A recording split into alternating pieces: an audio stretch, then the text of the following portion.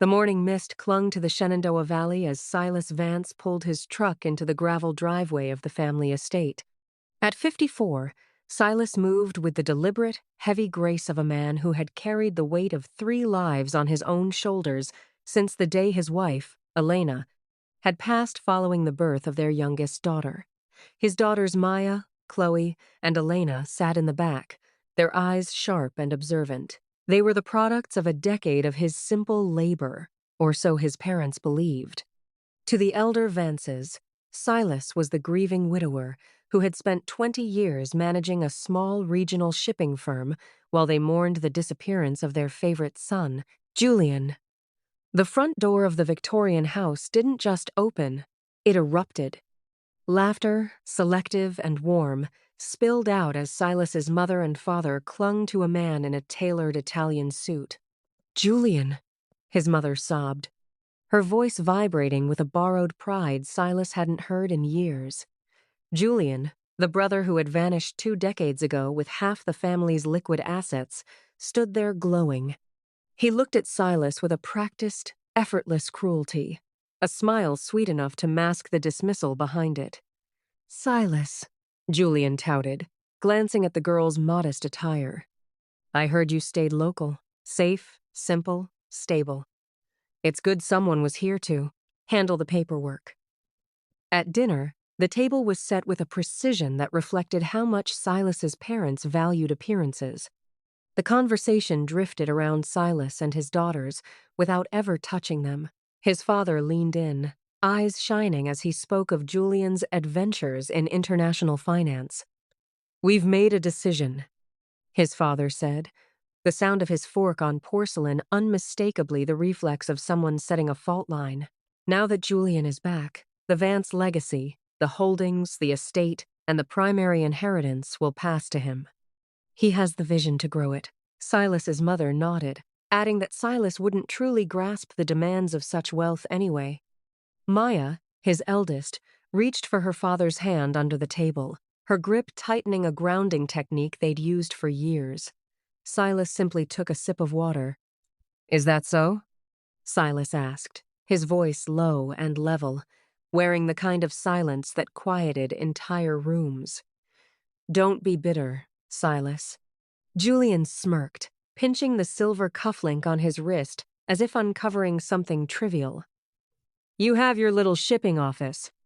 "You were always the safest person we knew," Silas set his glass down. "The shipping office you're referring to is Vance Global Logistics.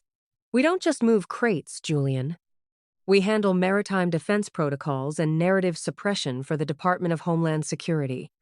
The table went still, the kind of still that doesn't question, that waits. Silas's daughters didn't look at their grandparents. They looked at the encrypted tablets they had quietly pulled from their bags. "Maya," Silas commanded softly. "Already on it, Dad," she replied, her fingers moving with the precision of someone who saw the map before the moves were made. "I've just run a proximity lock on Julian's international firm. It's a shell company linked to the Echo Protocol breach 5 years ago." Julian's face went pale. Silas's father stammered, unsure whether to scold or apologize. "You see the surface," Silas said, rising from the table with a posture of full, earned authority. "You think I stayed behind to mind the house, but while you were mourning a ghost, I was building a new table." He looked at his brother, then at the parents who had just signed away a legacy to a man who had already betrayed them once. "The inheritance isn't yours to give, Father," Silas said, placing a sealed manila folder on the table. "I bought the debt on this estate 10 years ago through a civilian defense proxy. Technically, you're guests in my house." Silas turned to his daughters, who stood in unison, shoulders squared not in defiance, but in respect. "We're leaving," Silas said. "Silas, wait!" his mother cried, her voice landing harder than anything she could have shouted. Julian sat frozen, the fear and respect battling in his expression as he realized the voice he'd once heard over encrypted radio channels belonged to the brother he'd mocked. Silas didn't look back. As they walked toward the truck, Maya looked at the flickering porch light. What happens when they realize the safe brother is the only one who can clear Julian's name from the federal watch list, Dad? Silas started the engine, the reflection of the house lights shimmering across the pavement. Then they'll have to decide if they want the story they told themselves, or the truth. The truck pulled away, leaving the Vance estate in a silence that felt like glass, waiting for the first fracture to spread. The gravel of the Shenandoah Valley Road crunched beneath the tires as Silas drove, his eyes fixed on the rearview mirror where the silhouette of the family estate faded into the mist. Inside the truck, the silence was different than the one they had left behind. It was the quiet of a unit recalibrating after a successful extraction. 3 hours later, Silas's secure encrypted line hummed a vibration stitched into the lining of his coat that no one would mistake for a standard phone. It was a restricted frequency, used only by those with Echo terminal clearance. "Dad, it's the estate landline," Maya said, her laptop glowing in the dim cabin light. "They've tried calling the logistics office 4 times in the last hour. They're hitting the automated firewall." Silas didn't blink. He knew the look that would be on his father's face, the tight jaw and the flexed muscle of a man realizing he had been reading the wrong script for years. "Let them hit it?" Silas said, his voice carrying the cool finality of a commander. "They spent 20 years assuming I lacked what it took. Now they can spend 20 minutes learning what a closed door feels like." In the back seat, Chloe and young Elena were already deep into the metadata of the manila folder Silas had left on the table. They weren't just daughters. They were his specialized team. Trained in the very asymmetric warfare and narrative suppression Silas had mastered in the dark. "Julian didn't just come home for the inheritance, Dad," Chloe murmured, her eyes scanning lines of code. "He's a signal, just like the recruitment posters. He's being tracked by a hybrid operations unit. If he stays at that house, he's bringing a federal strike team right to their front porch." Silas gripped the steering wheel. He had spent his life in the Echo program unlisted, unacknowledged, and vital. He had built a world where he was never meant to be seen. But Julian was loud. Julian was a theatrical officer who lived for the spotlight, unaware that the spotlight was now a targeting laser. "Maya, ping Director Kent," Silas ordered. "Tell him the Archangel is active. If Julian tries to move the family assets tonight, I want a proximity lock on every Vance account." As the truck climbed higher into the mountains, the secure line buzzed again. This time, Silas answered. Silas? It was Julian. Gone was the swagger, the polished Italian suit. Arrogance replaced by a voice that was fragile and desperate. "There are black SUVs at the gate, Silas. They aren't yours. They're asking about the Echo simulations. I told them you were just a clerk. I tried to protect the name." "You didn't protect anything, Julian," Silas said, his tone firm but not unkind. "You stepped on a landmine, buried years ago. You're not on the guest list for this operation, and neither are Mom and Dad. What do we do?" Julian stammered. Silas looked at his 3 daughters, the legacy he had actually built while the world thought he was merely undecorated and too quiet. "You do nothing," Silas commanded. "I'm the one who rewrites the playbook. Stay in the house. Don't touch the windows." "I'm coming back, but not as your brother." Silas pulled the truck onto the shoulder of the road and looked at Maya. "Open the secure channel to Fort Garnet," he said. "Tell them a vice admiral of the intelligence division is declaring a site-wide override. It's time they saw what the safe brother actually carries." He turned the truck around, the headlights cutting through the dark like a signal worth following. The story wasn't over. The truth was just beginning to breathe. The mountain road was a ribbon of black glass under the moon as Silas swung the truck in a wide, violent arc, heading back toward the estate. In the passenger seat, Maya's fingers danced across her terminal, her expression as clinical and detached as the air inside a Pentagon briefing room. "Dad, I've intercepted the tactical frequency for the units at the gate," Maya said, her voice dropping into the low, level tone of a seasoned analyst. "They aren't DHS. They're a private containment team using Legacy Echo signatures to bypass local law enforcement. Julian didn't just bring a spotlight. He brought a silent war to the front porch.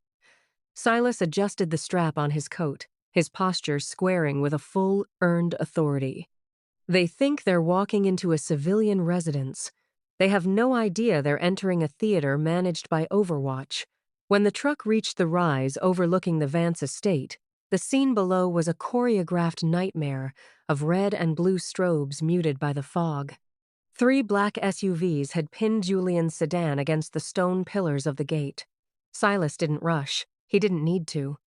He pulled the truck to a stop 50 yards back and stepped out into the biting Virginia air. Behind him, his daughters moved with the precision of a unit that had never been taught to shrink. "Maya, drop the cellular curtain," Silas commanded. "Chloe, I want a hardline override on the estate's security grid. Elena, keep the thermal sweep active. If a single blade of grass moves, I want to know its heat signature." Silas walked toward the gate, his civilian gray coat flapping in the wind to reveal the deep navy of his formal dress beneath. The lead operative, a man wearing the kind of silence that quieted entire rooms, turned with a weapon raised. "Stand down," Silas said, his voice a bell in the courtyard.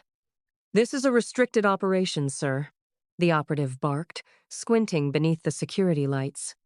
"Move along. You're operating on a forged directive linked to a retired Echo node," Silas replied, stepping into the light. He held up a small gray pin, a symbol most people dismissed, but one that made the operative's blood drain from his face. "I am the director of the primary node you're trying to spoof.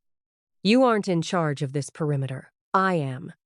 The operative's hand twitched, then dropped his weapon entirely as he recognized the twin stars of a vice admiral on Silas's shoulders. "Admiral Vance, we weren't informed."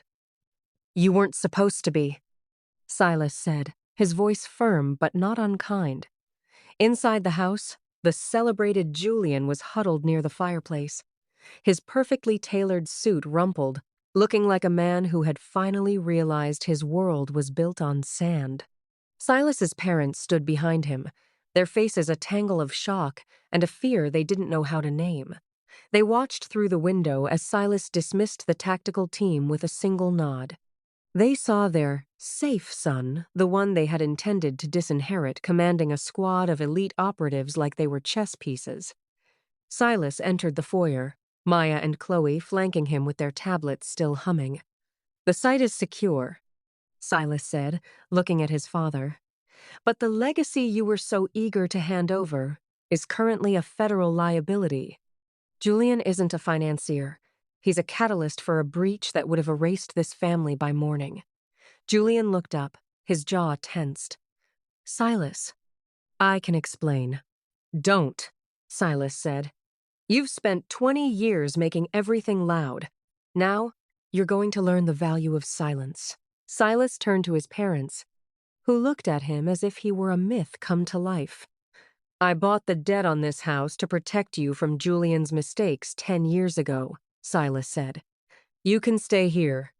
But the name Vance no longer belongs to the Senate or the social registry. It belongs to the shadows that kept you safe while you ignored them." He walked back to the door, paused, and looked at the 3 daughters who had rewritten the family narrative in real time. "Let's go, girls," Silas said. "We have a briefing at the Pentagon in 6 hours." As the truck pulled away for the final time, the estate stood quiet, not the quiet of peace, but the quiet of a truth that had lived too long in the dark. The gates were closed, the lights were dimmed, and for the first time, Silas Vance wasn't looking back. He was looking at the signal ahead, and it was finally worth following.